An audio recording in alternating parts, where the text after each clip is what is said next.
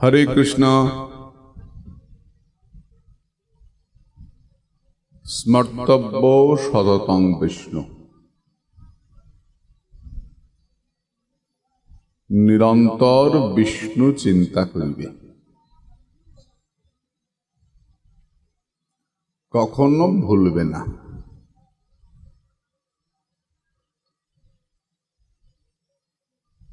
आमादेर जीवनटा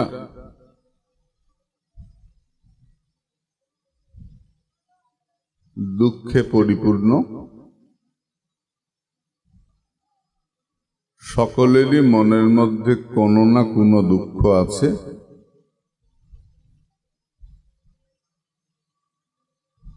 যার নাই তার পাওয়ার জন্য দুঃখ,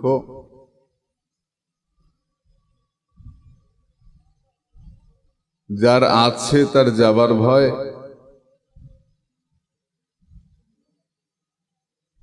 কোন না কোনো দুঃখ আমাদের আছে।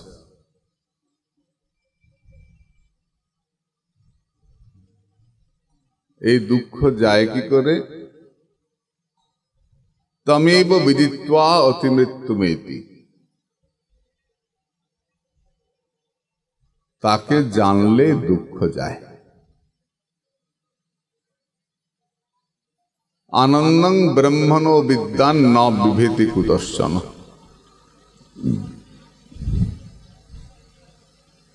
আনন্দ পেলে দুঃখ থাকে না।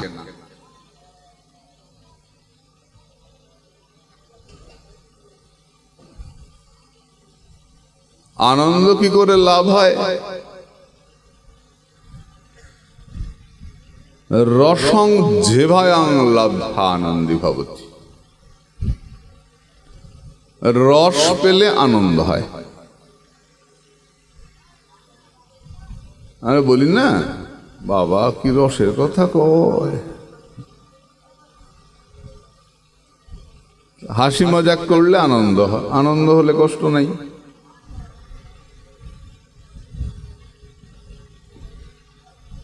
জগতে আনন্দটা কম, কষ্টটাই বেশি। আনন্দের সময়টা খুব তাড়াতাড়ি চলে যায়, কষ্টের সময়টা কাটতে চায় না।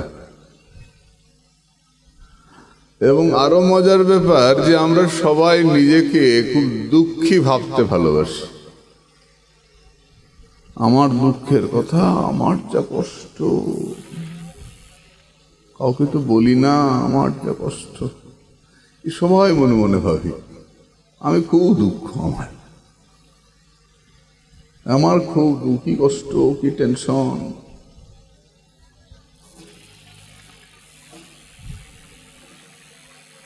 নদীর এপার কহে ছাড়িয়া নিঃশ্বাস, ওপারেতে সর্বসুখ আমার বিশ্বাস। নদীর ওপার বসি দীর্ঘশ্বাস ছাড়ে, কহে যত সুখ সকলই ওপারে। এটা একদম সত্যি কথা। আমরা সবাই নিজেকে দুঃখী ভাবি। আরে দুঃখ নাই কার? বলে আনন্দ আছে যার।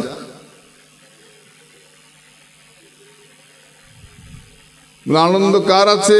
রসং জিহ্বায়াং লব্ধানন্দী ভবতি। যে রস পান করে তার আনন্দ আছে। বলে এই জন্যই তো সন্ধ্যাবেলা রস নিয়ে বসে, দুঃখ ভোলার জন্য। ওই রসে দুঃখ আরো বাড়ে। কতক্ষণ থাকবে? 2 ঘন্টা, এর বেশি থাকবে না তো। তারপর দেখবে ওইটার মধ্যে সে ডুবেই গেছে। এই জগতে রস হতেই পারে না। এত দুঃখ পেয়ে পেয়ে লোকটা এরকম অবস্থা হয়েছে। দুঃখ তাড়াবার জন্য আরো বেশি করে দুঃখকে জড়িয়ে ধরেছে।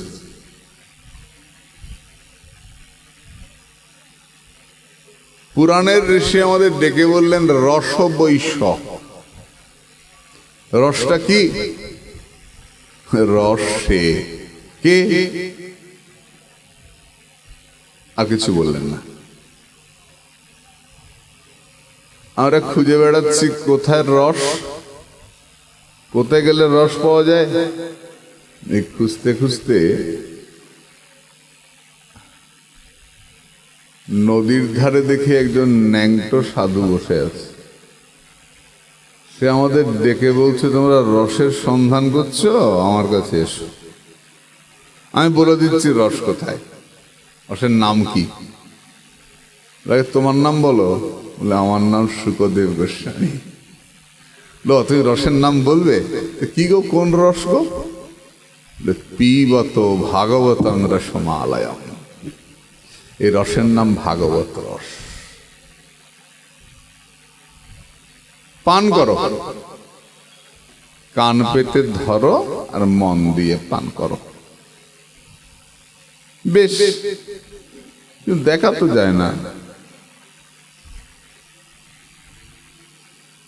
রস দেখা যায়, ভাগবত রস তো দেখা যায় না। তালের রস, গুড়ের রস, এসব দেখা যায়, তাই না? খেজুর রস, এগুলো দেখা যায়। এই এমন একটা রস তিনি বললেন, ভাগবত রস, এগুলো দেখা যায় না। আমাদের রস দেখাতে পারো? হ্যাঁ, তাও দেখাতে পারি। কোথায়? চলে এসো বৃন্দাবনে, চলে এসো বৃন্দাবনে। কি দেখাবে? বলে রসের মূরতি, অখিল রসামৃত মূর্তি আমার শ্রী গোবিন্দকে দর্শন করো। রসের মূর্তি দেখালেন ভক্তির রসামৃত সিন্ধু। রসকে ঘন করলে কি হয়? গোবিন্দ হয়। রসিকেন্দ্র মৌলি, রসিক চূড়ামণি, যা বলো। রস কাকে বলে? বতিত্ব ভাবনাবর্ত যশ চমৎকৃতি ভারভূ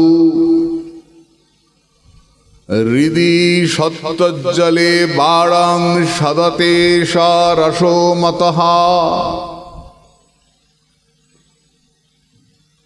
যাহা ভাবনাপথকে অতিক্রম করিয়া যায়, এমন যে আস্বাদন, সেই আস্বাদনের নাম রস আস্বাদন,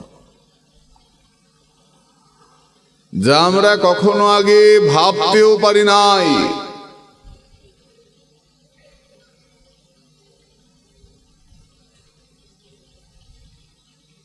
এত আনন্দ! আগে তো ভাবতাম পাড়ার ছেলেপুলের সঙ্গে আড্ডা দিলে, মজা করলেই আনন্দ। আমাদের আনন্দ তো পাল্টায়, তাই না? ছোটবেলাতে একদম ছোট্ট অবস্থায় মায়ের কোলে আনন্দ, মায়ের কোল থেকে নামিয়ে দাও, বাচ্চাটাকে কাঁদতে আরম্ভ করবে। আর একটু বড় হতেই আর মায়ের কোলে আনন্দ নাই। কোলে নিলে টেনে নেমে পড়ে, নেমে হামাগুড়ি দেবে, ঘুরবে, এটা ধরবে ওটা ধরবে, তুত্তুর করে হাঁটবে, ওখানে গিয়ে পড়বে, এই আনন্দ। আর একটু বড় হলো পুতুল খেলায় আনন্দ। যদি এখনকার বাচ্চারা অবশ্য পুতুল খেলে না, এখন ওই কুত্তার ভাল্লুক পাওয়া যায়, কি জানি তুলা ভরা, যে এরকম বড় বড় দেখতে, ওই তো হইল, নামও মনে থাকে না, বাঙাল মানুষ।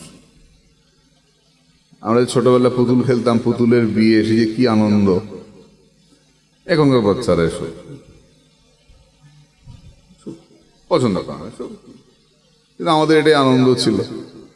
এই তেঁতুল পাতা দিয়ে তরকারি, ঘর থেকে চিনি নিয়ে এসে চিনি দিয়ে পায়েস, কত কিছু, সব আইটেম। পুতুলের বিয়ে করা, বিয়ে খেলা অনেকদিন খেলেছি।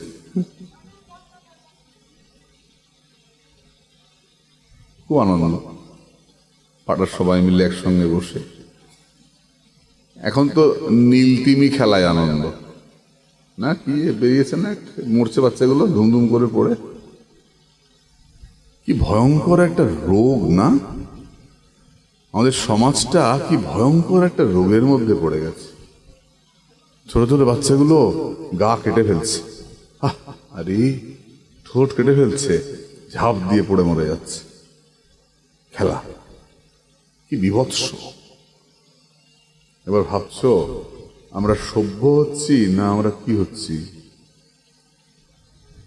আর নীলতিমির খেলায় বাচ্চাগুলো মরে যাচ্ছে।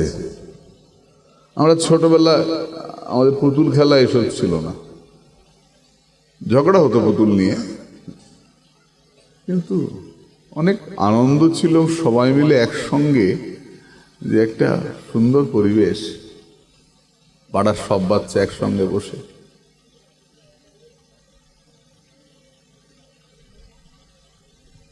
তো পুতুল খেলায় আনন্দ। আর একটু বড় হলাম, বন্ধুদের সঙ্গে কলেজে গিয়ে আনন্দ, হাসি মজা খুব করেছি, আমিও করেছি। ইউনিভার্সিটিতে পড়েছি, খুব হাসি মজা, একসঙ্গে যখন ট্রেনে যেতাম সবাই মিলে একসঙ্গে কোরাস গাইতে গাইতে, যার গলা নাই সেও গাইছে, আমি তো অসুর, আমার তো সুর নাই, তাও গাইছি। বাসে একসঙ্গে বাসের ছাদে উঠতাম, আমি অবশ্য বেশি দিন উঠি নাই, কারণ একদিন বাসের বাড়ি লেগেছিল, উঠে গাছ ছিল একটা, ঠাম লেগেছিল, নিচেই থাকতাম। যাই হোক, বাসের মধ্যে একসঙ্গে সব ইউনিভার্সিটি থেকে ফেরার সময় গাইতে হুলস্থুল, কি যে একটা আনন্দ, বন্ধুদের সঙ্গে আনন্দ। পড়ার পরে আরো 1 ঘন্টা যেত শুধু মাস্টারমশাইয়ের বাড়ির সামনে দাঁড়িয়ে আড্ডা দিতে, তারপরে বাড়ি যেতাম। আনন্দ, আমরা আনন্দ করেছি, কিন্তু আমরা হোটেল বুক করি নাই। আমরা মজা করেছি, বন্ধু ছিল, বান্ধবী ছিল, অনেক ছিল আমার বান্ধবী, আমরা ফুর্তি করেছি, মজা করেছি, হা হা হি হি করেছি, খাওয়া দিয়ে অনেক মজা করেছি। সমাজটা তিনি কিরকম পাল্টে যাচ্ছে এখন,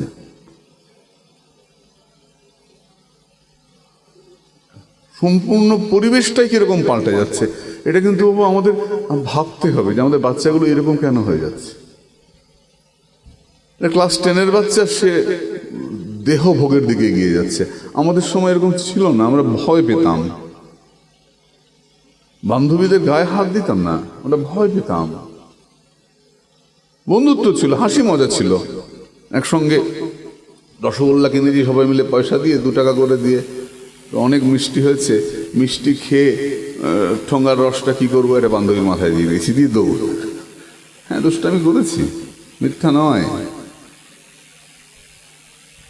বান্ধবী হোস্টেল থেকে যাবে, আমাদের বলছে যে আমি একটু স্যারকে দেখা করে আসছি, তোর একটু ব্যাগটা দেখিস। যদিও পাঠে এগুলো বলার নয়, কিন্তু আমাদের সমাজ পাল্টাচ্ছে। তো বান্ধবী ডিপার্টমেন্টে গেছে দেখা করতে স্যারের সঙ্গে, আমরা তাড়াতাড়ি করে ব্যাগের চেনটা খুলেছি, খুলে বড় 2টো থান ইট ভরে দিয়েছি, দিয়ে চেনটা আটকে দিয়েছি। তাহলে আসে, চল চল আমরা তো বাসে তুলে দিই, ব্যাগটা বাসে তুলে দিয়েছি। ও পরে চিঠি লিখছে, তোরা এত পাজি, এত শয়তান, তোরা ইট ভরে দিয়েছিস ব্যাগের মধ্যে। কিন্তু আমরা হোটেল বুক করি নাই, আমরা নোংরামি করি নাই। ওই তো আমার অধ্যাপক সামনে বসে আছেন, আমার মাস্টারমশাই এখনো বসে আছেন, আমাদের সৌভাগ্য, স্যারের সামনেই বলছি, আমার পূজ্যপাদ অধ্যাপক বসে আছেন সামনে আমার।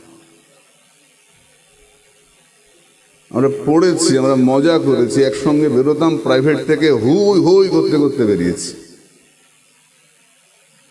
কিন্তু আমরা অসভ্যতা করি নাই, নোংরামি করি নাই, আনন্দ করেছি। আমাদের মধ্যে একটা পাপ বোধ ছিল, পাপ হয়, যত দিন যাচ্ছে ছেলে মেয়েদের মধ্যে পাপ বোধটাই চলে যাচ্ছে। পাপ আবার কি? পাপ দেখা যায়, দেখা তো পাপ, কিসের পাপ? কি হয় মদ খেলে, কি হয়? পাপ হয়, কোথায় পাপ হয়? কে বলেছে পাপ? সব মন গড়া। এই পাপ বোধটা যত চলে যাচ্ছে, আমাদের সমাজটা তত অন্ধকারে চলে যাচ্ছে। আমরা আমাদের অধ্যাপকদের দেখলে এখনো সম্মান করি, এখনো প্রণাম করি। এখনকার ছেলে মেয়েরা অধ্যাপকদের দেখলে পরে টিটকিরি করে, পয়সা দিয়েছি পড়েছি, কিসের রে? পয়সা দিয়ে পড়িয়েছি। সম্পূর্ণ সম্পর্কটা এখন অধ্যাপক ছাত্রের মধ্যে আর নাই, মাস্টারমশাই ছাত্রের মধ্যে নাই, এখন পয়সা দিয়েছি পড়েছি, কিসের কি? উনি ওনার পড়িয়েছেন, এমনি পড়িয়েছেন, পয়সা দিয়ে পড়িয়েছেন। কিন্তু আমরা প্রণামী দিয়েছি, কিন্তু শ্রদ্ধাও করেছি। আমার মাস্টারমশাই শ্রদ্ধাও করেছি। এই মাস্টারমশাই কালকে এসছেন আমার সঙ্গে, বলছেন পড়শানা যাবো, সঙ্গে আনন্দ করতে করতে স্যারকে নিয়ে গেছি। আমার মাস্টারমশাই, আমি পড়েছি ওনার কাছে।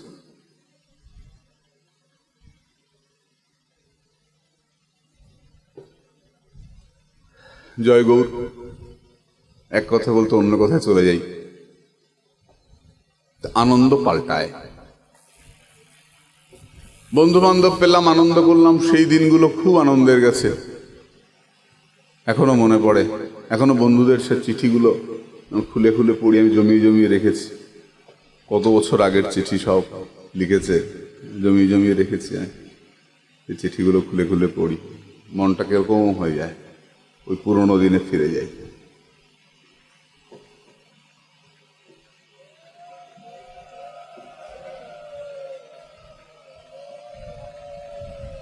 আনন্দ, ক্ষণিক আনন্দ। তারপরে বন্ধুরা সব চলে গেল, যার যার চাকরি, যার যার ব্যবসা। তখন মনে হলো একটা স্ত্রী দরকার, ঘরে স্ত্রী এলো, আনন্দ। শ্বশুর বাড়ি যেতে আনন্দ, ওর মিষ্টির প্যাকেটটা কিনতে কষ্ট হয়, যাই হোক আনন্দ। তারপরে মনে হলো না, স্ত্রীতেও আনন্দ নাই, সন্তান হলে ভালো হয়। সন্তান হলো, আনন্দ। সন্তান বড় হলো, এবার মনে হচ্ছে এখানেও আনন্দ নাই। কেন? বিয়ে দাও না কেন? সন্তানকে বিয়ে দিলাম, কেমন হয়েছে? কি ভালো হয়েছে বউ, জামাই কি ভালো। দুদিন পরে না, আনন্দ নাই। কেন? পোলাপাই নয় না। দেখো আনন্দ কিরকম পাল্টাচ্ছে, জন্ম থেকে কেউ আনন্দ ঘুরছে। সন্তানকে বিয়ে দিলাম, তার সন্তান হলো, আমি দিদিমা হলাম, ঠাকুমা হলাম, ঠাকুরদাদা হলাম, নাতি কোলে নিয়ে আনন্দ। তারপর শেষ তো আনন্দ। এরপর মনে হয় আর সংসারে আনন্দ নাই। এবার কোথায় আনন্দ? এবার রাধারের চরণে যেতে পারলেই আনন্দ। অনেকদিন তো সংসার করলাম, বুঝে গেছি তো সংসার। ছোটবেলা থেকে আনন্দের পেছনে ছুটতে ছুটতে ছুটতে ছুটতে এই অবস্থায় এসে গেছি। এখন আর ভালো লাগে না। মনে হয় যদি বৃন্দাবনে থাকতে পারতাম, যদি রাধাকুণ্ডে বাস হতো আমার। হলো তো, সংসার দেখে ফেলেছি। এবার আমরা সেই নিত্য আনন্দের দিকে ছুটবো, শাশ্বত আনন্দ, যে আনন্দের শেষ হয় না। তার নাম প্রেমানন্দ, হরি কথারূপ আনন্দ, হরি লীলারূপ আনন্দ। সংসার তো দেখা হয়ে গেছে, বুঝে ফেলেছি ব্যাপারটা কি।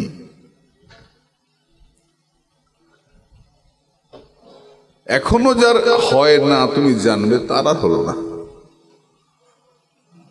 আর যে বুঝে ফেলেছে, এবার চলো মন চলো নিজ নিকেতনে, সংসার বিদেশে বিদেশীর বেশে, ভ্রম কেন কারণে।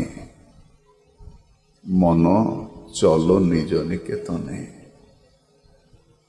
ছেলে মেয়েকে পড়ালাম, বড় করলাম, চাকরি করলো, বিদেশ চলে গেল, আমার কি লাভ হলো? কি লাভ হলো? আমরা সবাই তো ভাই, আমার মেয়ে যা পড়াশোনায় ভালো, আমার ছেলে এত ভালো, তো স্কলারশিপ নিয়ে বিদেশ চলে গেল, খুব গল্প টল্প করলাম। কিন্তু মরার সময়, মা আমি তো যেতে পারছি না, ছুটি পাইনি, মা তুমি সাবধানে থেকো। মরার সময় দেখলাম আমার পাশে আমার ছেলেটা নাই, আমার মেয়েটা নাই। আমি সেই সভ্যতা চাই না, আমি সেই সভ্যতা চাই না। আমি নাইবা গেলাম বিলাত, নাইবা পেলাম রাজার খেলাত, আমি নিজের ঘরে নিভিয়ে দেব সুসভ্যতা আলোক, যদি পরজন্মে পাইরে হতে ব্রজের রাখাল বালক। যারা নিত্য কেবল ধেনু চড়ায় বংশী বটের তলে, যারা গুঞ্জা ফুলের মালা গেথে পরে পরায় গলে, যারা বৃন্দাবনের বনে সদাই শ্যামের বাঁশি শোনে, যারা যমুনাতে ঝাঁপিয়ে পড়ে শীতল কালো জলে, যারা নিত্য কেবল ধেনু চড়ায় বংশী বটের তলে, ওরে বিহান হলো জাগরে ভাই, ডাকে পরস্পরে। ওই যে দধি মন্থ ধ্বনি উঠল ঘরে ঘরে, হেরো মাঠের পরে ধেনু, চলে উড়িয়ে গোকুর রেণু। হেরো আঙিনাতে ব্রজের বধূ, দুগ্ধ দহন করে। ওরে বিহান হলো জাগরে ভাই, ডাকে পরস্পরে। আমি সেই বৃন্দাবনের ভালোবাসা চাই। আমি সেই বিলাতি বউ চাই না। আমি সেই শিক্ষা চাই না যে শিক্ষায় মা বাবার প্রতি শ্রদ্ধা চলে যায়। আমি সেই পুত্রকন্যা চাই যে পুত্রকন্যা আমি যখন চলে যাব, আমি যখন চোখটা বন্ধ হয়ে আসবে, আমার চোখে যখন অন্ধকার নেমে আসবে, যে সন্তান আমার মাথার কাছে বসে আমাকে অনর্গল গীতা পাঠ শুনিয়ে যাবে, আর সেই সন্তানের মুখে গীতা শুনতে শুনতে আমার জীবনটা চলে যাবে, আর শেষ নিঃশ্বাস পড়বে, আমি সেই সন্তান চাই। ওই বিলেতি ডলার দিয়ে আমি কি করব? ভারতবর্ষ সেই শ্রবণ কুমারের দেশ, যে দেশের শ্রবণ কুমার মা বাবাকে কাঁধে করে নিয়ে ঘুরেছেন, সেই দেশ ভারতবর্ষ। আমার ছেলে মেয়ে ডিস্টিংশন পেয়ে বাইরে চলে গেল, বিদেশে পায়, স্কলারশিপ পায়, তো কি হয়? গিয়ে শুনলাম মরে গেছে, কি লাভ হলো আমার?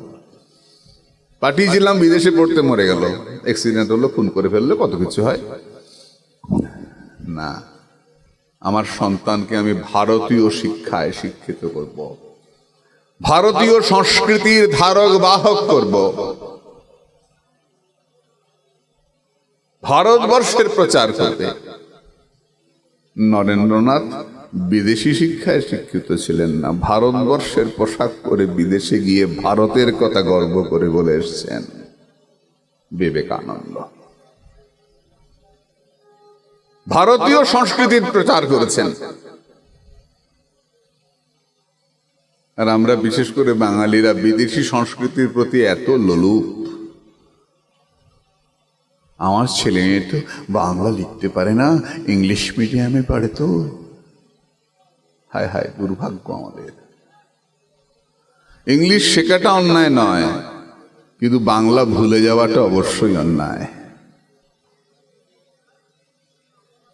বিদেশি শিক্ষায় শিক্ষিত হওয়া অন্যায় নয়, বাবাকে পাপা ডাকাটা অবশ্যই অন্যায়।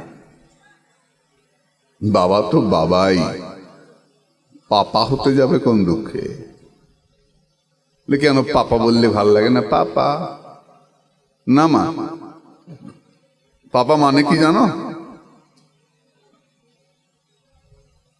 জানো, আমরা পড়েছি নর, নরৌ, নরা, এক বচন, দ্বিবচন, বহু বচন।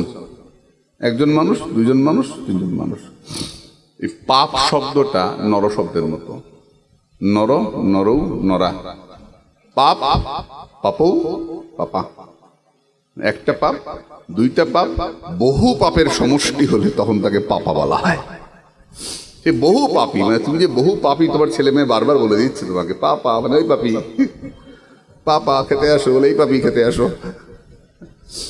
বহু পাপের সমষ্টি হলে পরে বলে পাপা। আর বাবা আবার গইল্লা একেবারে 8খানা 16খানা 32খানা হয়ে গেছে, আমার বাপ বলে আবার পাপা ডাকছে। আর পাপি তো ডাকবেই তো পাপা, দিন রাত পাপি পাপি বলছে ছেলে মেয়েগুলো। হায় হায় হায়, বিদেশি শিক্ষার এই তো ফল। বিদেশি শিক্ষা, আমার পাপা ডাকছে আমার ছেলে মেয়ে, মাকে মামি ডাকছে, বাবারে কি ডাকস? মামা। সব উল্টে পাল্টে যাচ্ছে কেন? মা দুর্গাকে যদি কেউ মাম্মি বলে, মা দুর্গা তো অস্ত্র তো ফেলে চলে যাবে তো। বলি কি দেশে আসলাম রে ভাই, আমার এতদিন দুর্গা মা বললো, এখন মাম্মি, দুর্গা মাম্মি করতে থাকলে তো হয়েছে দুর্গা। হ্যাঁ, শিবকে যদি বলে শিব তুমি পাপা, পাপা বললাম, হয়ে গেছে শিবের। আমাদের সংস্কৃতিটাই পাল্টে যাচ্ছে না। আমরা ভারতীয় সংস্কৃতির ধারক বাহক, আমাদের ভারতীয় সভ্যতা। ভগবান কৃষ্ণ আমাদের দেশের ঠাকুর, বিদেশের ঠাকুর নয়। গীতা আমাদের দেশের গ্রন্থ। গতকাল বলেছিলেন না, দেশের তিলক করি আমরা, বিদেশি প্রোডাক্ট নয় তিলক। যে তিলক করি কপালে, সাদাই করো আর কালোই করো, এটা দেশের মাটি। আমরা দেশের ধারক বাহক, ভারতীয় সংস্কৃতির ধারক বাহক। আমরা বিদেশি সভ্যতার ওই দরকার নেই আমাদের, উচ্ছৃঙ্খল সভ্যতা আমাদের দরকার নেই, উচ্ছৃঙ্খলতা আমাদের প্রয়োজন নেই। কিসের সভ্যতা ওটা? যা মা বাবাকে সম্মান করতে শেখায় না, যে গুরুজনদের প্রণাম করতে শেখায় না, কিসের সভ্যতা? ওটাকে আমরা সভ্যতা বলি না। আমাদের সংস্কৃতি আমরা বজায় রাখবো, কেন অপরেরটা নিতে যাব? আমার কি নাই? আছে তো আমাদের। এই জিনিসটা আমরা আমাদের মধ্যে কিভাবে ঢুকে যাচ্ছে এই পাশ্চাত্য সংস্কৃতির আগ্রাসন, কিভাবে যে আমাদের মধ্যে ঢুকে যাচ্ছে, আমরা নিজের অজান্তে ঢুকিয়ে ফেলছি। লক্ষ্য করে দেখো, কেক খাওয়াটা অন্যায় নয়। কেক এক ধরনের মিষ্টি জাতীয় বস্তু, খেতেই পারো তুমি। কেক খাওয়াটা অন্যায় নয়, কিন্তু জন্মদিনে ঠাকুরের লাড্ডু ভোগ, পায়েস ভোগ না দিয়ে কেক তৈরি করে কেক কাটাটা অবশ্যই ভারতীয় সংস্কৃতির পরিপন্থী, ভারতীয় সংস্কৃতির অঙ্গ নয়।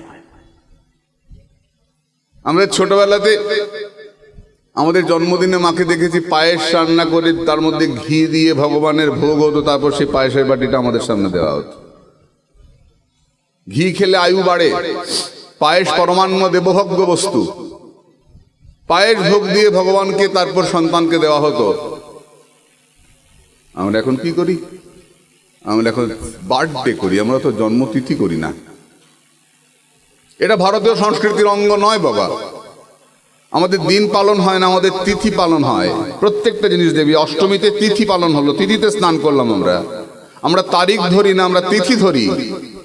দুর্গা পূজা তিথি মেনে হয়, লক্ষ্মী পূজা, সরস্বতী পূজা তিথি মেনে হয়। তেমনি জন্ম তিথি পালন হবে, জন্মদিন পালন হবে না। জন্মদিন, বার্থডে, এটা পশ্চিমী সংস্কৃতি, এটা আমাদের সংস্কৃতি নয়। আমাদের সংস্কৃতি তিথি পালন করা। যেদিন বাচ্চাটা জন্মেছিল, যেদিন মা বাবা মারা গেছিলেন, সেই তিথিটা কি ছিল, সেই দিনটা কি ছিল, তারিখটা নয়, তিথিটা কি ছিল, সেটা পালন হবে। ওই তিথিতে আত্মা নেমে আসে। আমাদের বহুবার বলেছি, জন্ম তিথি পালন হয়। হ্যাপি বার্থডে গুরুদেব, হ্যাপি বার্থডে, হ্যাপি বার্থডে, নতুন ঢং আছে। জন্মতিথি, গুরুদেবের জন্মতিথি পালন হবে, এবং সেই তিথিতে ভগবানের সামনে পায়েস ভোগ হবে, লাড্ডু ভোগ হবে, সেই প্রসাদ সকলকে দেওয়া হবে। আমরা কি করি? আমরা কেক বানাই, বেলুন ঝোলাই, কেকের উপর মোমবাতি লাগাই, লাগিয়ে ফু দিয়ে নিভিয়ে দিয়ে তোমার জীবন অন্ধকার হোক, হ্যাপি বার্থডে, অন্ধকার কামনা করি। কি দুর্ভাগ্য ভারতবর্ষের মানুষ! আরে অন্ধকার করলি কেন? প্রদীপ নিভিয়ে দিলি কেন? মোমবাতিটা, প্রদীপ জ্বালাতে হবে তো। ভগবানের সামনে ঘিয়ের প্রদীপ জ্বালাও, দিয়ে প্রার্থনা করো, ভগবান এই প্রদীপ তোমাকে দিলাম, আমার ছেলে মেয়ের ভবিষ্যৎ যেন উজ্জ্বল হয়, আলোকময় হয়। তমসো মা জ্যোতির্গময়া, আমাকে অন্ধকার থেকে আমাকে আলোর জগতে নিয়ে চলো। আমরা অন্ধকার কামনা করি না। আরে নিজেদেরকে কি ভাবি, একটু পয়সা হলে তার কথাই নেই, আগে ওদের নকল করতে হবে। কেন? ওরা তো আমাদের নকল করে শাড়ি পরছে, ওরা তো আমাদের নকল করে ধুতি পরছে, আমরা কেন ওদের নকল? ওরা তো আমাদের নকল করবে। ওরা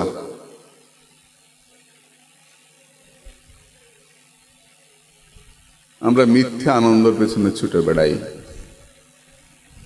অথচ আমাদের ভারতবর্ষ সেই শাশ্বত সনাতন আনন্দের দিশা আমাদের দিয়ে বলেছেন, তমেব বিদিত্তা অতিমৃত্যুমিতি নান্য পন্থা বিদ্যতয় নায়, এছাড়া পথ নাই। যদি তুমি সত্যিকারে আনন্দ পেতে হয় তো প্রাণ ভরে হরি গুণ গাও, রাধে রাধে বলো, সত্যিকারে আনন্দ পাবে।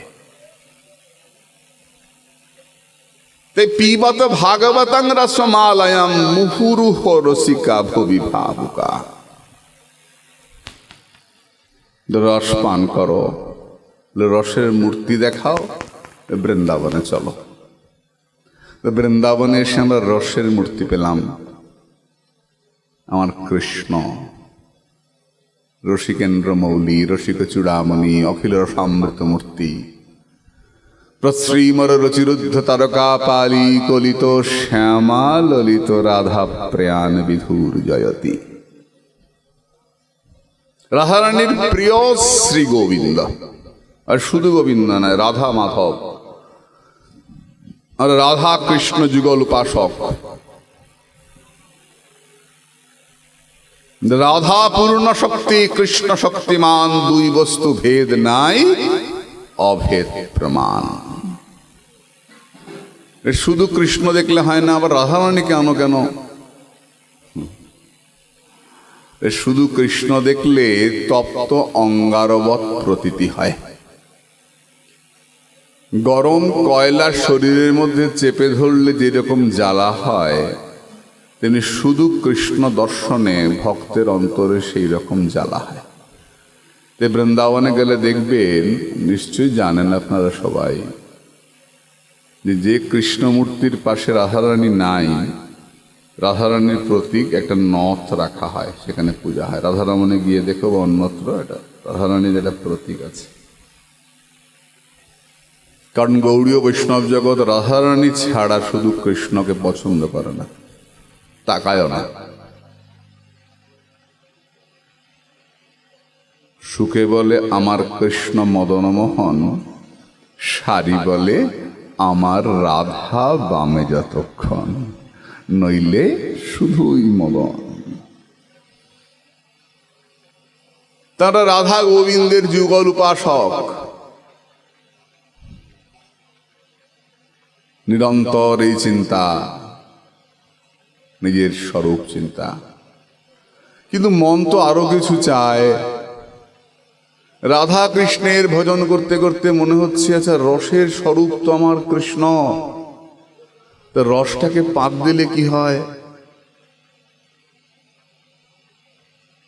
রসের পরিপাক অবস্থা কি? মিশ্রি। রসকে ঘন করলে মিশ্রি হয় না? সীতা মিশ্রি, আরো সুন্দর করো সীতা মিশ্রি। তা এই যে রাধা কৃষ্ণ রসের মূরতি, রাধারানী প্রেমের মূরতি না? প্রেমের স্বরূপ, দেহ প্রেম বিভাবিত। তো রসের মূরতি, প্রেমের মূরতি আমার রাধা গোবিন্দ, রাধা সুদর্শন। আর একটু পাঁক দিলে হয় না? দিলে কি পাওয়া যায়? কি পাওয়া যায়? ঘরের ছেলের চক্ষে দেখেছি বিশ্বভূপের ছায়া, বাঙালির হিয়া অমিয় মথিয়া নিমাই ধরেছে কায়া। এই কড়াইয়ের মধ্যে ছানার চিনি ফেলে দিয়ে পাক দিচ্ছ, পাক দিচ্ছ, পাক দিচ্ছ, কি দেখতে পাবে? কড়াইতে আর ছানা চিনিকে আলাদা করে দেখা যাবে না, যে কড়াইয়ের মধ্যে ভেসে বেড়াচ্ছে কি গোল গোল সাদা সাদা রসগোল্লা।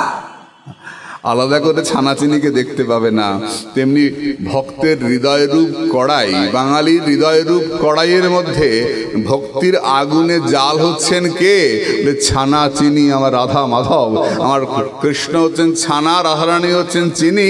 এই দুই জাল হতে হতে দেখা গেল আলাদা করে দেখা যাচ্ছে না। কি হচ্ছে?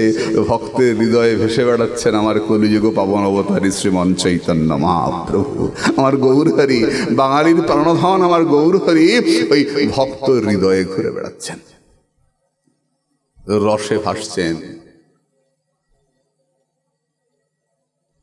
রসের স্বরূপ কি? রসের পরিপাক অবস্থার নাম কি? ভাব। ছানা চিনি মিলে কি হলো? ভাব হলো। রসের পরিপাক অবস্থা ভাব। রসের মূরতি যদি কৃষ্ণ হন, তা ভাবের মূরতি কে? ভাবের মূরতি আমার গৌর হরি। ভাবের মূরতি আমার গৌর হরি। ভাবনিধি গৌরাঙ্গ আমার অভাবের সঙ্গ করে না। ও যে ভাব জাগায় করে সঙ্গ, ভাবের অভাব দেখতে পারে না। ভাবনিধি গৌরাঙ্গ আমার অভাবের সঙ্গ করে না। সেই গৌর সুন্দর আমাদের মধ্যে এলেন। তাই ভাগবতকার বললেন, কৃষ্ণ বর্ণং তিষা কৃষ্ণং সাঙ্গোপাঙ্গাস্ত্র পার্ষদম যজ্ঞৈ সংকীর্তন প্রায়ৈর যজন্তি হি সুমেধসা। আমরা গুরুচরণ ধরে ভজনে প্রবেশ করছি, তো ভজনে প্রবেশ করে আমরা কোথায় যাব, কি পাবো?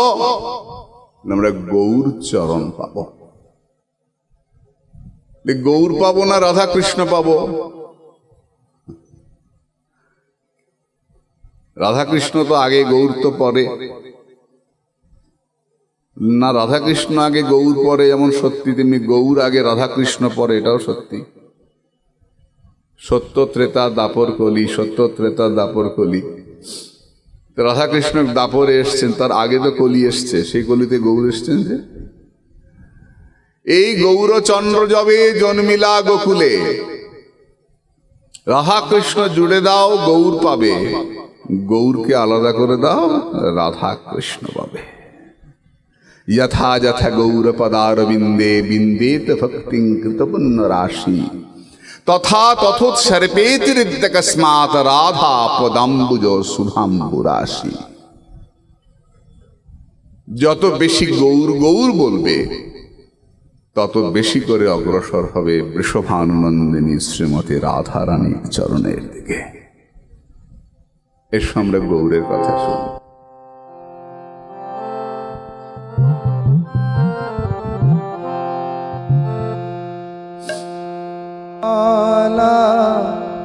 सचिर दुलाला नाचत श्री हरि कीर्तन में, सुंदर बाला सचिर दुलाला नाचत श्री हरि कीर्तन में। भाले चंदन तिलक मनोहर, भाले चंदन तिलक मनोहर, अलक शोभे कपलन में। सुंदर बाला सचिर दुलाला नाचत श्री हरि कीर्तन में।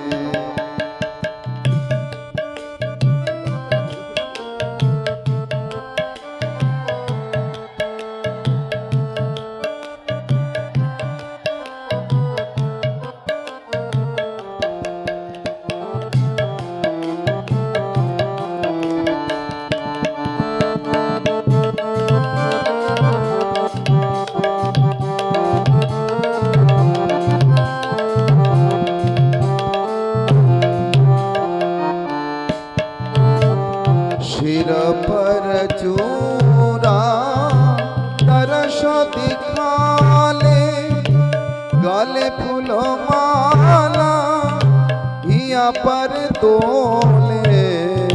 सिर पर चूरा तरस दिखाले, गले फूलो माला हिया पर तोले। पहिरा न पीतो पटवास सोहे, पहिरा न पीतो पटवास सोहे। रोनो जोनो नो पुरो चरणन में, सुंदर माला सचिर दुलाला नाचत श्री हरि कीर्तन में।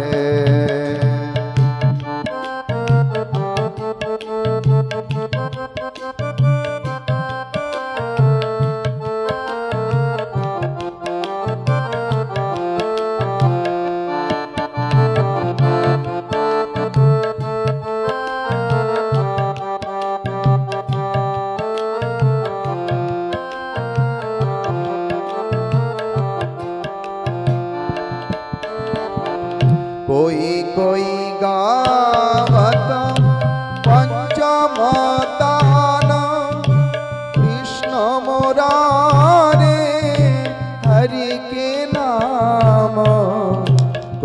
कोई गावत पंचमतान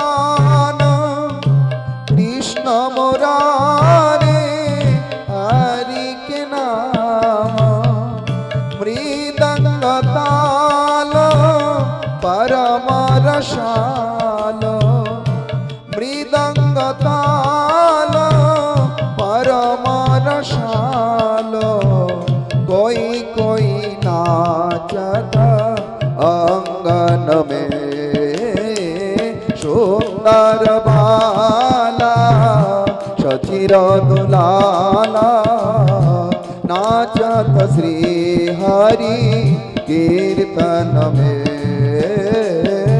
सुंदर बाला सचिर दुलाला नाचत श्री हरि कीर्तन में।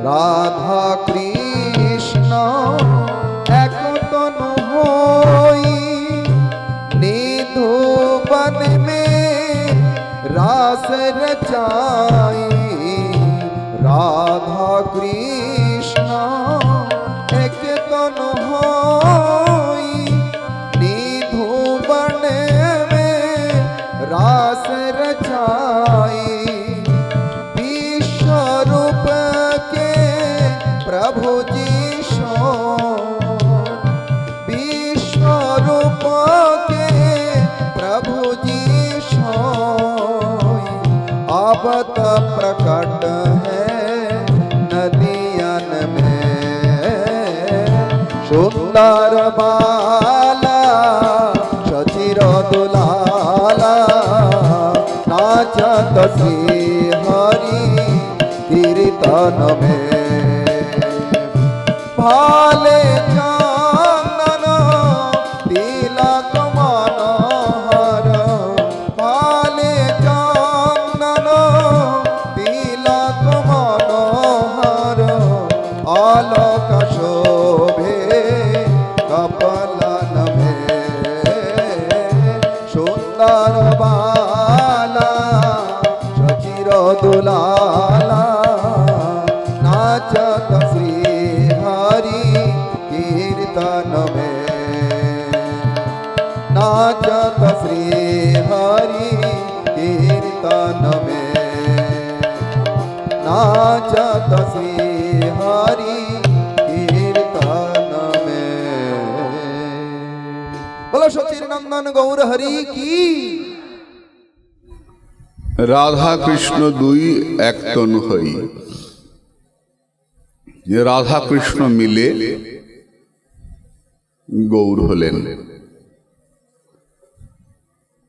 শ্রীধর স্বামীপাদ বললেন ইন্দ্র নীলমণিবদ উজ্জ্বলম ইত্যর্থ। কালো কি করে গৌর হলো? মণি আছে যার নাম ইন্দ্র নীলমণি। ওই মণিটা নীল রঙের হয়, নীলমণি নীল হয়। মণিটার একটা বৈশিষ্ট্য আছে যে মণিটাকে যদি হলুদ রঙের চপা ফুলের কাছে রেখে দেওয়া যায়, স্বর্ণচাপা ফুল হয় না হলুদ রঙের সুগন্ধি ফুল, ওই স্বর্ণচাপা ফুলের কাছে যদি নীলমণিটাকে রেখে দেওয়া যায় তার সঙ্গে সঙ্গে নীলমণিটা হলুদ হয়ে যায়। ফুলের রং নীলমণিটাকে স্বর্ণবর্ণ করে দেয়। ঠিক তেমনি আমার শ্রী ভগবান কৃষ্ণ নীলমণি, কিন্তু স্বর্ণচাপার কাছে আছেন কি না? বৃন্দাবনে যুদ্ধ শুরু হয়েছে। আমার আচার্যদেব প্রভুপাদ নিশীথ কুমার গোস্বামীর আস্বাদন বলে বৃন্দাবনে যুদ্ধ শুরু হয়েছে, তুমুল যুদ্ধ। রামায়ণে যুদ্ধ দেখেছি, মহাভারতে যুদ্ধ দেখেছি, বৃন্দাবনে, বৃন্দাবনও যুদ্ধ কংসের সঙ্গে? না না, কিসে যুদ্ধ? নীলিমায় আর প্রীতিমায় যুদ্ধ হচ্ছে। নীল রং আর পীতবরণ, কালো রং আর সোনার রঙে যুদ্ধ হচ্ছে। কিরকম যুদ্ধ হচ্ছে? এই মুহূর্তে নীল রং বা কালো রং যাই বলো, এই মুহূর্তে শ্যামবরণ বৃন্দাবনকে শ্যামময় করে দিচ্ছে, আবার পর মুহূর্তেই সোনার বরণ বৃন্দাবনকে সোনাময় করে দিচ্ছে, স্বর্ণময়। আকাশ বাতাস গাছপালা সব সোনার বরণ হয়ে যাচ্ছে, আবার তারপরেই সব শ্যামবর্ণ হয়ে যাচ্ছে। যদি শ্যামবর্ণটা কিরকম বর্ণ ভগবান কৃষ্ণের তা আমরা জানি না। বলতে পারো শ্যামবর্ণ কোনটা? রামচন্দ্রের রং বলতে পারি আমরা, নবদুর্বাদল শ্যাম, নতুন ঘাসের ডগার মতো রামচন্দ্রের গায়ের রং। কৃষ্ণের গায়ের রং শ্যামবর্ণ কোনটা? মেঘের মতো রং। কেন? যমুনার মতো কই? হ্যাঁ। আমি তমাল গাছের মতো বলি? হ্যাঁ। মাথার চুলের মতো বলি? হ্যাঁ। কেন ময়ূরের নীলকণ্ঠের মতো বলি?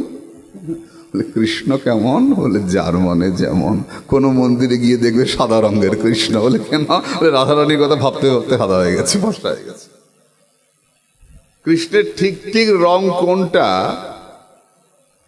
কোনো গায়ে দেখো সাদা কৃষ্ণ, কোনো মন্দিরে আকাশী আকাশী কৃষ্ণ মেঘবর্ণ, কোনো মন্দিরে কালো, বৃন্দাবনে দেখেছে কালো কালো কৃষ্ণ, তাতেই কত সুন্দর দেখতে যাচ্ছে আমরা। তো সেই শ্যামবর্ণ বৃন্দাবনকে ঢেকে দিচ্ছে, পর মুহূর্তেই সোনার বর্ণ বৃন্দাবনকে ঢেকে দিচ্ছে। তুমুল যুদ্ধ হুড়াহুড়ি করে বাড়ছে, রঙের যুদ্ধ বাড়ছে। যুদ্ধে হারলো কে? হেরে যার আনন্দ হয় সে, যার নাম হারুয়া। সব সময় যে হারে, ভক্তের কাছে হারে, সবার জায়গায় হারে, সে হারুয়া হেরেছে। জানা কথাই, হারুয়া হেরে গেলেন। বৃন্দাবনের সোনার বর্ণের স্রোত বইতে লাগলো, সব সোনার বরণ হয়ে গেল। এত স্রোত বইতে লাগলো, কি হলো জানো? দেখবে স্রোতের মধ্যে কি থাকে? স্রোতের মধ্যে পাক থাকে। খুব ভীষণ স্রোত যখন বয়, দেখবে নদীর মধ্যে পাক থাকে, তা সে পাকের মধ্যে পড়লে টেনে নামিয়ে দেয় সব কিছুকে। সমুদ্রে পাক থেকে শুনেছি বড় বড় জাহাজ নাকি পাকের মধ্যে ডুবে যায়, সব কিছু পাকিয়ে ডুবিয়ে দেয়। নদীতে পাক থাকে। বৃন্দাবনেও এই স্বর্ণবর্ণের স্রোতে পাক ছিল, ভীষণ পাক। আর সেই পাকের মধ্যে পড়ে গেছেন স্বয়ং আমার মদনমোহন নিজে। ওই মদনমোহন নিজে পড়ে গিয়ে পাক খাচ্ছেন, বাঁচতেও পারছেন না, ডুবেই যাচ্ছেন। আমার ডুবেই গেলেন। তো মদনমোহন, যদি কেউ পাকে পড়ে ডুবে যায়, তখন তো সে যা পায় সেটা ধরে বাঁচবার চেষ্টা করে, যা পেল আঁকড়ে ধরে। তুমি যখন ডুবে যাচ্ছিলে সোনার বরণের পাকে, কিছু চেষ্টা করেছিলে কিছু আঁকড়ে ধরে বাঁচবার? এমনি সরাসরি ডুবে গেছিলে? চেষ্টা করেছিলাম, পারি নাই।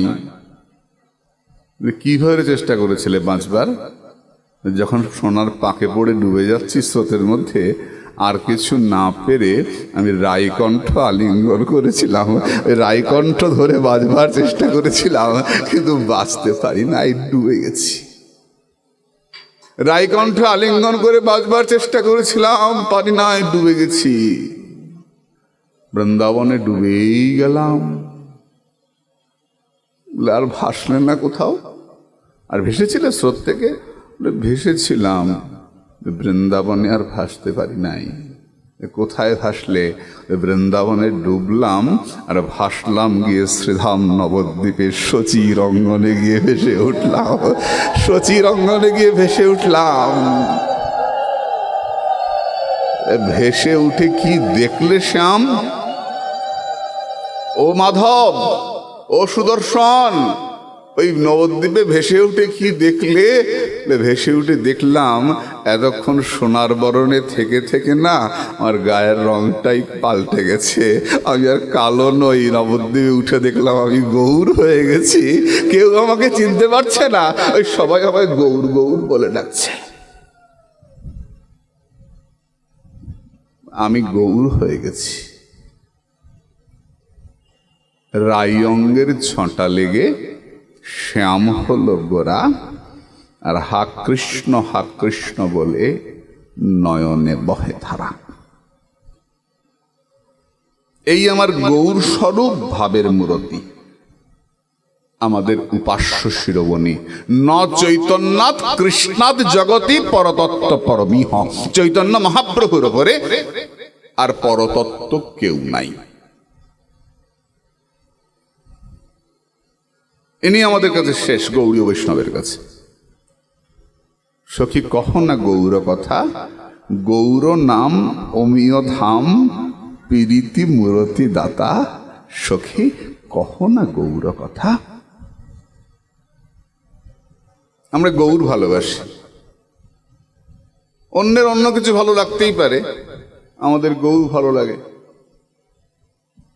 যারে যার লেগেছে ভালো তারে ভজুক তারা গো, আমার লেগেছে ভালো শচীর দুলাল গোরা গো।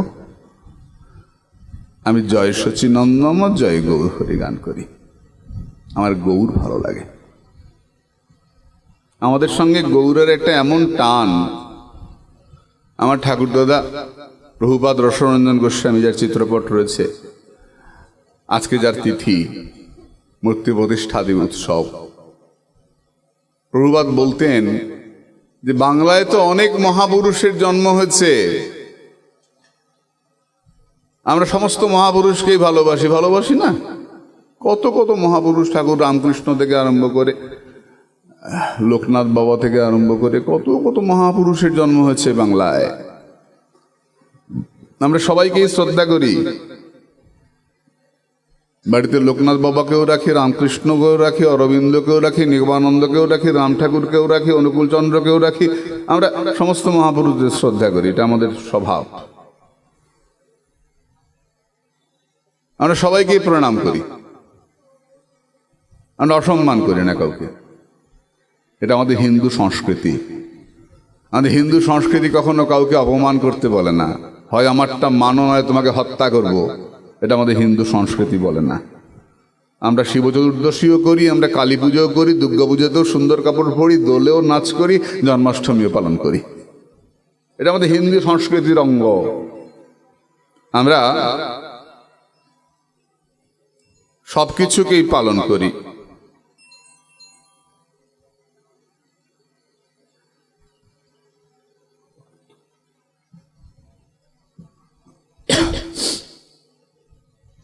আমরা এটা করি, এতে আমাদের কোনো সমস্যা কিছু হয় না।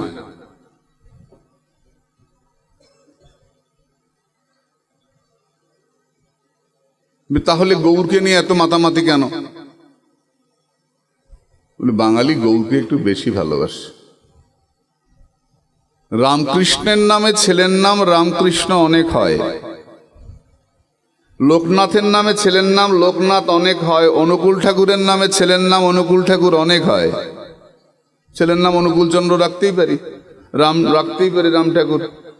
ছেলের নাম নিগমানন্দ রাখতেই পারি, রাখিও আমরা।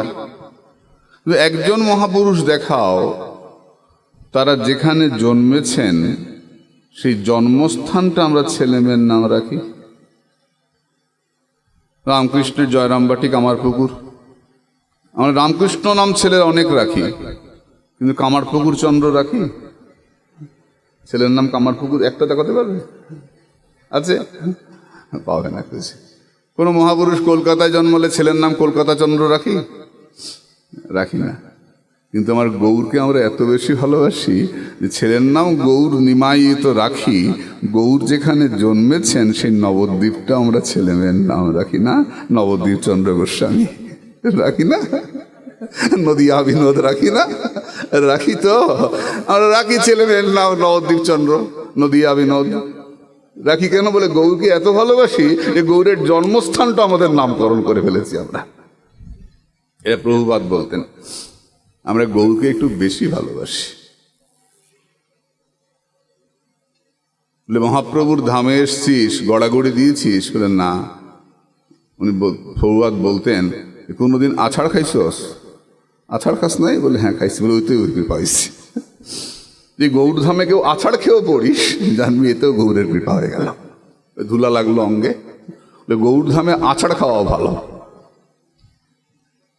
গৌর আমরা খুব ভালোবাসি, কিন্তু একটা সমস্যা যেটা, সেটা হচ্ছে গৌর, রাধা, কৃষ্ণ, বিশেষ করে মহাপ্রভু নিয়ে আমাদের যুবক সমাজে বা বাইরে একটা ধারণা প্রচলিত যে চৈতন্য মহাপ্রভুর ভক্ত যারা শুধু কাঁদে আর খায় আর ঘুমায়, তিনটে কাজ এরা করতে পারে। শুধু অঝরে কাঁদতে পারে, হাপুস নয়নে কেঁদে গড়াগড়ি করতে পারে, জড়াজড়ি করতে পারে। দেখবি পাঠের মধ্যে কীর্তনে দেখিস, পয়সা দিলে বেশি কাঁদে, পয়সা না দিলে পয়সা পেলাম না বলে কাঁদে। আমার শিষ্য একজন আছে কীর্তনিয়া, নাম বলবো না, তাকে জিজ্ঞেস করেছিলাম, বাবা তুমি কাঁদো কেন? গুরুদেব পয়সা দেবে কিনা চিন্তা করে কাঁদি। পয়সা না দিলে কাঁদি, পয়সা বেশি দিলে কাঁদি, এরকম আছে। কমিটি বলেই দেয় কাঁদতে হবে, কিন্তু আগে থেকে প্র্যাকটিস করি ওটা কাঁদবার জন্য, তাই না? তা আমাদের একটা ধারণাই হয়ে গেছে যে বৈষ্ণব জগৎ মানেই, গৌর ভক্ত মানেই কান্নাকাটি, গড়াগড়ি আর প্রসাদের সময় হুড়াহুড়ি, আগের পঙ্গতে গিয়ে বসে খেয়ে দিয়ে বাড়ি চলে যাও। এটা অলস সম্প্রদায়, এটা কুড়ে অলস নৈতিক দায়িত্বহীন একটা সম্প্রদায় হচ্ছে এই মহাপ্রভুর অনুসারীরা। কাঁধে গড়াগড়ি যায় আর কীর্তন কীর্তন করলো, খুব খিদে পেলো, তবে খেয়ে ফেললো। তাছাড়া কোনো সামাজিক কার্যক্রম আছে? সমাজের জন্য কিছু আছে? মহাপ্রভু সমাজের জন্য কি করেছেন? যার জন্য আজকে বিবেকানন্দকে নিয়ে দেখো কত মাতামাতি যুবকদের মধ্যে। চৈতন্য মহাপ্রভুকে নিয়ে মাতামাতি কোথায়? মুষ্টিমেয় কিছু ছেলে কপালে কতগুলো তিলক টিলক করে নিমন্ত্রণ খেতে চলল, নাচানাচি, কাঁদাকাঁদি, খাওয়া খাওয়া, রসগোল্লা খাওয়া, শেষ। এখানেই আমাদের কার্যক্রম শেষ। চৈতন্য মহাপ্রভুর যদি জীবন বিচার করে, এখন সময় নেই, আমরা পরিক্রমা বেরিয়ে যাব। চৈতন্য মহাপ্রভুর জীবন যদি বিচার করে দেখো, তাহলে চৈতন্য মহাপ্রভুকে দেখবে তার সামাজিক দায়িত্ব তিনি কতটা পালন করেছেন। প্রভু প্রেম বিতরণ করেছেন, তিনি সবাইকে প্রেম দিয়েছেন, পাত্রাপাত্র বিচার করেন নাই। তাই এসো আমিও প্রেম দিই, বুড়াবুড়ি ধরে জড়াজড়ি করে গড়াঘড়ি, খুব প্রেম দান হচ্ছে। আর যার জন্য সহজিয়ারা খুব উৎসাহিত হয়। মহাপ্রভুর সামাজিক দায়িত্ব কতটা পালন করেছেন প্রথম থেকে তুমি দেখো। একটা বাচ্চার কি হওয়া উচিত? একটা বাচ্চার প্রথমে মা বাবাকে শ্রদ্ধা করা উচিত। বিবেকানন্দের মাতৃভক্তি আমরা পড়ি, নরেন্দ্রনাথের মাতৃভক্তি, মিশন থেকে বই বেরিয়েছে, আমিও পড়েছি। তিনি কিভাবে মাকে শ্রদ্ধা করতেন, মাকে নিয়ে কিভাবে তীর্থযাত্রা করতেন, বই আছে। আর চৈতন্য মহাপ্রভুর মাতৃভক্তি যদি দেখো, চৈতন্য মহাপ্রভু পিতৃভক্তি যদি দেখো, যদি এটা আমরা আমাদের সন্তানকে শেখাই যে গৌর কি করে মাকে ভালোবেসেছেন। মহাপ্রভু মাতৃভক্ত শিরোমণি, মায়ের খুব আদরের ছিলেন মহাপ্রভু, বাবার খুব স্নেহের ছিলেন মহাপ্রভু। বাবার কথা শুনতেন, মায়ের কথা শুনতেন, দুষ্টুমি করতেন, বাচ্চা দুষ্টুমি করতেন, অনেক দুষ্টুমি করেছেন গঙ্গার পাড়ে, ছাত্রদের সঙ্গে কোন্দল করেছেন, হ্যাঁ করেছেন। মহাপ্রভুর মাতৃভক্তি অতুলনীয়, এবং সে প্রথম থেকে আরম্ভ করেছেন সন্ন্যাস নেওয়া পর্যন্ত আমরা দেখতে পাচ্ছি। সন্ন্যাস নিয়ে মহাপ্রভু অদ্বৈত মন্দিরে গেছেন। খুব সংক্ষেপে শোনো, আমরা পরিক্রমা বেরিয়ে যাবো এক্ষুনি, ফিরে এসে প্রসাদ নিতে হবে। মা আজকে সকলে প্রসাদ পাবেন বাবা, আজকে আমার দাদু প্রভুর তিথি। আমরা এখন বেরিয়ে রাধাকুণ্ডে এক পাক ঘুরে এসে সবাই মিলে প্রসাদ পেয়ে নেব। কৃপা করে যাবেন না, সবাই প্রসাদ পাবেন। আমরা খুব সংক্ষেপে শুনি। চৈতন্য মহাপ্রভু ওই যুবক, তিনি অদ্বৈত মন্দিরে গেছেন শান্তিপুরে, মা সেখানে গিয়ে উপস্থিত হয়েছেন। গৌর দাঁড়িয়েছেন, অত লম্বা পুরুষ, কি সুন্দর দেখতে, অপূর্ব মূরতি, সন্ন্যাসী গৌর। সচিমা গৌরের কোলের মধ্যে পড়ে কাঁদছেন আর বলছেন, নিমাই আমার কপালে আর দুঃখ গেল না নিমাই, তুইও চলে গেলি, আমি কি নিয়ে বাঁচব নিমাই। প্রভু মাকে জড়িয়ে ধরে বলছেন, মাগো তুমি জেনে রেখো, আমার সর্বপ্রথম পরিচয় আমি শচীনন্দন গৌর হরি। যদি কেউ আমার ভজন না করে, না করুক, যদি কেউ শুধু শচীনন্দন নামটা উচ্চারণ করে, আমি জন্মে জন্মে আমার স্বগণ সহ তার ভৃত্য হয়ে যাব, যার মুখে আমার মায়ের নাম উচ্চারিত হবে। যদি কেউ শচী শচী জপ করে, আমি তার কাছে বিক্রি হয়ে যাব। মহাপ্রভুর মাতৃভক্তি, এত ভালোবাসতেন মাকে। রাগ করে বাড়িতে হাড়ি কলসি ভেঙে ফেলেছেন ছোটবেলায়, মা তো ক্ষমার মূর্তি, কিছু বলেন নাই। গোপাল একটা ভাণ্ড ভেঙেছিলেন বলে যশোদা দড়ি দিয়ে বেঁধেছিলেন, আর নিমাই সব ভাণ্ড ভেঙে ফেলেছিলেন, সচিমা তা কিচ্ছু বলেন নাই। তার জন্য সিদ্ধ জগন্নাথ বাবা বলেছিলেন না, শেষ বয়সে বৃন্দাবন থেকে নবদ্বীপ চলে যাচ্ছেন। বৃন্দাবনের সাধকেরা বললেন, ভক্তেরা, যে বাবা আপনি শেষ বয়সে এতদিন বৃন্দাবন বাস করে শেষ বয়সে নবদ্বীপ চলে যাচ্ছেন কেন? সিদ্ধ জগন্নাথ বাবা বলেছিলেন, নবদ্বীপ তো ক্ষমার ভূমি। দেখ, একটা কলসি ভেঙেছে, যশোদা গোপালকে বেঁধেছে, আর নবদ্বীপের সব ভেঙে ফেলেছে। মা আমার নিমাইকে কিচ্ছু বলে নাই। কেন জানিস? নবদ্বীপ তো ক্ষমার ভূমি, তা আমার মতো অপরাধী নবদ্বীপ ছাড়া থাকবে কোথায় বল?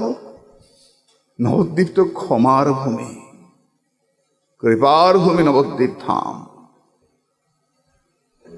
সেই পুণ্য পবিত্র ভূমি শ্রীধাম নবদ্বীপ। মা কিচ্ছু বললেন না, আড়াল থেকে দাঁড়িয়ে দেখলেন। নিমাই ঠান্ডা হলেন। মা ততক্ষণে তেল চেয়েছিলেন, একটু গঙ্গা স্নানে যাবেন বলে নিমাই। মা সব জোগাড় টোগাড় করে দিলেন। নিমাই গঙ্গা স্নান করে এসে খেতে বসছেন। মা যা পারলেন, দরিদ্রের সংসার, মা জোগাড় করে দিয়ে বললেন, নিমাই যা ভাগলি তো তোরই ক্ষতি করলি বাপ, কালকে কি খাবো? ঠিক আছে। নিমাই লজ্জা পেয়ে মাথা নিচু করে ফেললেন, মাকে কষ্ট দিয়েছেন। সন্ধেবেলা মায়ের হাতে এসে সোনার তলা দিলেন, মা এই নাও সোনা, এটা বিক্রি করে খেও। মা ভাবলেন কি জানি চুরি করে আনে না তো, কোত্থেকে আনে দুষ্টু ছেলে। মা একে ওকে দেখিয়ে তারপর সোনাটা ভাঙিয়ে বিক্রি করে খাদ্য সম্ভার আনেন। গৌর সোনা পেলেন কোথায়? লক্ষ্মী যার চরণ তলে গড়াগড়ি যায়, তার কি সম্পত্তির অভাব হয় রে? গৌর মাকে জড়িয়ে ধরে বললেন, নিমাই বলো মা, আমি কোথায় থাকবো? তুমি কেঁদো না মা, আমি তোমার কাছে রোজ আসবো। তাই সচির রন্ধনে, নিত্যানন্দ নর্তনে, রাঘব ভবনে মহাপ্রভুর নিত্য অবস্থান। লোকে বলে প্রভু মাকে ছেড়ে গেছে। কে বলে প্রভু মাকে ছেড়ে গেছে? সচী মাতার ওই অন্ন বেড়ে মনে মনে চিন্তা করেন, তাকিয়ে দেখেন থালাটা খালি। নিমাই প্রতিদিন আসেন মায়ের হাতের খাবার খাওয়ার জন্য। মা বললেন, নিমাই তুই যদি পুরীতে থাকিস বাবা, বাংলা থেকে ভক্তেরা যায়, আমি একটু তোর খোঁজ পাবো। মায়ের আদেশে প্রভু শেষ 12 বৎসর প্রভু রহিলা নীলাচলে, পুরীতে বাস করলেন। বিষ্ণুপ্রিয়াকে উপেক্ষা করেছিলেন না, মা বিষ্ণুপ্রিয়াকে উপেক্ষা করেন না। এটা সরু লাল পাড় শাড়ি নবদ্বীপে আসতো প্রত্যেক বছর, ওটা নিশ্চয়ই মায়ের জন্য আসতো না। দামোদরকে নবদ্বীপে পাঠিয়েছিলেন মাকে দেখবার জন্য, মাকে দেখবার জন্য নয়। বিষ্ণুপ্রিয়া একা, বিষ্ণুপ্রিয়াকে রক্ষা করবার জন্য না। সন্ন্যাসের নিয়ম অনুযায়ী সন্ন্যাসী স্ত্রী মুখ দর্শন করবেন না। প্রভু শাস্ত্রের মর্যাদা রক্ষা করেছেন, প্রতি পদক্ষেপে শাস্ত্র মর্যাদা রক্ষা করেছেন আমার গৌরহরি। তার পড়াশোনায় এত ভালো ছিলেন, তার বিদ্যাবত্তা, তার পড়াশোনার আগ্রহ দেখে গঙ্গাদাস পণ্ডিত অবাক হতেন, সাক্ষাৎ বৃহস্পতিকে জয় করেছে। একবার বলবার সঙ্গে সঙ্গেই সব বলতে পারে। এটা ছাত্রদের কাছে অবশ্যই আদর্শ হতে পারে। মহাপ্রভু শুধু পড়াশোনা ছেড়ে দিয়ে কাঁধে খুন্তি নিয়ে রান্না করতে যান নাই। পড়াশোনা করে কি হবে, চলে আয়, কপালে কতটা তিলক লাগা, আর কাঁধে খুন্তি নিয়ে রান্না করতে চল। প্রভু করেন নাই। প্রভুর পড়াশোনায় আগ্রহ বাবা বন্ধ করে দিলেন। পড়াশোনা বিশ্বরূপ সন্ন্যাস নিয়ে চলে যাওয়ার পর বাবা বন্ধ করে দিলেন। না, এও পড়াশোনা করবে, শিক্ষিত হবে, আর সংসার অসার জেনে এও সন্ন্যাস নিয়ে নেবে, মূর্খ হয়ে থাক। বাবার কথায় প্রভুর পড়াশোনা বন্ধ হয়ে গেল। মনটা খুব খারাপ, এত আগ্রহ পড়াশোনায়। যেখানে ভাঙা হাড়ি পাতিল ফেলা হয়, নিমাই সেখানে গিয়ে বসে থাকলেন। মা বললেন, চলে আয় নিমাই, বসে আছিস কেন ওই হাড়ি পাতিলের মধ্যে? না, আমি তো মূর্খ, আমি তো জানি না কোনটা ভালো জায়গা কোনটা খারাপ জায়গা। প্রভু নিজের ঐশ্বর্য প্রকাশ করছেন, অর্থাৎ আমি যেখানে থাকি সেটা তো ভালোই হয়ে যায়, সেটা অন্য প্রসঙ্গ। প্রভু যেখানে থাকেন সেটা অপবিত্র হতে পারে না, সেটা পবিত্র হয়ে যায়। প্রভুর পড়াশোনার প্রতি কত আগ্রহ। গ্রামবাসীরা বললেন, জগন্নাথ, ছেলেটার পড়তে এত আগ্রহ, তুমি পড়াটা বন্ধ করে দিলে। গ্রামবাসীদের অনুরোধে জগন্নাথ মিশ্র আবার নিমাইয়ের পড়াশোনা শুরু করলেন। এটা অবশ্যই আমাদের ছাত্র সমাজের কাছে দৃষ্টান্ত হতে পারে। মহাপ্রভুর মাতৃভক্তি অবশ্যই আমাদের কাছে, ছেলে মেয়েদের কাছে দৃষ্টান্ত হতে পারে। মহাপ্রভুর গুরুজনদের প্রতি শ্রদ্ধা। শ্রীবাস পণ্ডিতকে দেখলেই প্রণাম করেন। শ্রীবাস পণ্ডিত বলেন, নিমাই, তুমি এত পণ্ডিত, এত পড়াশোনা জানো, তুমি কৃষ্ণ ভজন করো না কেন? প্রভু অবজ্ঞা করেন না। নিমাই শ্রীবাসকে প্রণাম করে বলেন, আমাকে আশীর্বাদ করুন, আপনাদের আশীর্বাদে যেন আমার কৃষ্ণ ভক্তি হয়, আমার যেন কৃষ্ণ ভজন হয়। দুষ্টামি করেন, বয়স্কদের সঙ্গে দুষ্টামি করেন, বন্ধু বান্ধবের সঙ্গে দুষ্টামি করেন, গুরুজনদের শ্রদ্ধা করেন। গঙ্গার তীরে বসে আছেন ছাত্রদের সঙ্গে করে। কত মেধাবী ছাত্র নিমাই! তিনি 15-16 বছর বয়সে তিনি টোল খুলে বসেছেন। তার কত ছাত্র, দিন দিন 15-20 জন করে ছাত্র বাড়ছে। গঙ্গার ধারে বসেছেন। কাশ্মীরের মস্ত বড় পণ্ডিত এলেন নিমাইকে পরাস্ত করতে। পরাস্ত হলেন নিমাইয়ের কাছে। নিমাই তাকে অপমান করেন নাই। বিদ্যা দদাতি বিনয়ম, বিদ্যা বিনয় দান করে। অত বড় পণ্ডিত আমার চৈতন্য মহাপ্রভু, যিনি আমাদের আদরের নিমাই, যিনি অহংকার করে বলতেন। গঙ্গাদাস পণ্ডিত জিজ্ঞেস করেছেন, নিমাই, তুমি নাকি সব সূত্র কৃষ্ণপক্ষে নিয়ে লাগাও? নিমাই হাত জোর করে বলছেন, কেন, আমি কি ভুল করি? না না নিমাই, সে কথা নয়, না, আমি জিজ্ঞেস করলাম তুমি নাকি সবকিছুই নিয়ে কৃষ্ণের দিকে লাগিয়ে দাও, সব সূত্র। কোন ছাত্র যদি বলে, পণ্ডিত মশাই, আপনি এই সূত্রটা কৃষ্ণপক্ষে নিয়ে লাগাচ্ছেন, নিমাই অহংকার দেখিয়ে বলতেন, আছে নাকি নবদ্বীপে এমন কেউ আমার সূত্র খণ্ডন করতে পারে? দেমাক ছিল। কিন্তু গুরুজনদের কাছে নয়, গুরুজনদের সম্মান করতেন। শিক্ষককে শ্রদ্ধা করা, অধ্যাপককে শ্রদ্ধা করা, গুরুজনকে শ্রদ্ধা করা, এই চৈতন্য মহাপ্রভুর জীবন আমরা আলোচনা করি, তাহলে আমরা দেখব প্রতি পদক্ষেপে আমার চৈতন্য মহাপ্রভু কি করে শিক্ষককে শ্রদ্ধা করেছেন, গুরুজনদের শ্রদ্ধা করেছেন। চৈতন্য মহাপ্রভুর জীবন মানেই যে শুধু কান্নাকাটি, গড়াগড়ি আর পেট ভরে খাওয়া রসগোল্লা, না না না। চৈতন্য মহাপ্রভুর আদর্শ মানেই কাঁধে খুন্তি নিয়ে রান্না করতে চলে যাওয়া, না না না। তার সাংগঠনিক শক্তি অতুলনীয়।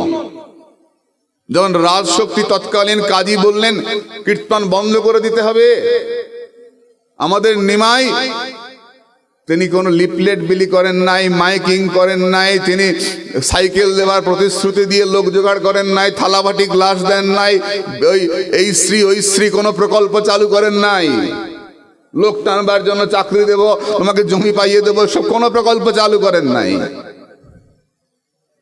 যখন নবদ্বীপের মানুষ আতঙ্কে আতঙ্কিত হয়ে উঠল, কাজীর ভয়ঙ্কর অত্যাচার, মাগো একবার ভাবো, তোমাদের পেটে জন্মেছিল তো, তোমাদের পেটে জন্মেছিল। ওই যুবক ছেলেটা রাস্তায় শুধু বেরিয়ে আসলো, ওই সুন্দর ছেলেটা অত লম্বা, আদারো লম্বিত বাহু, অত সুন্দর বড় বড় হাত, আর সমস্ত শরীরে ওই সুন্দর সাজ, ওই শুধু দাঁড়িয়ে হাত তুলে বলল, চলো আমরা কাজীর বাড়িতে যাই। নবদ্বীপের ঘরে সেদিন লোক ছিল না, হাজার হাজার মানুষ। কি সাংগঠনিক শক্তি আমার চৈতন্য মহাপ্রভুর, আমার নিমাইয়ের।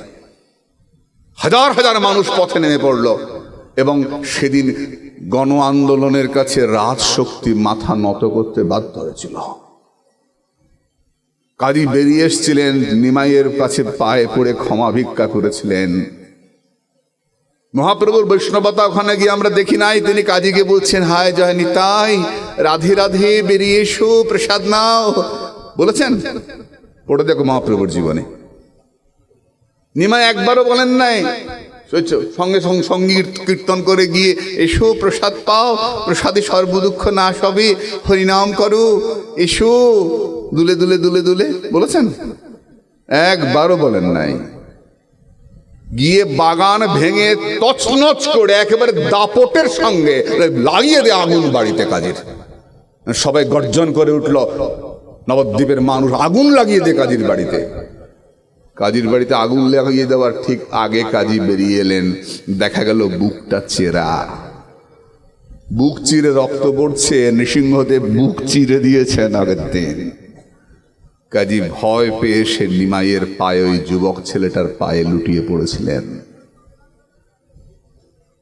আমাদের হিন্দু ধর্ম এটাই গর্জন, সিংহ গর্জন।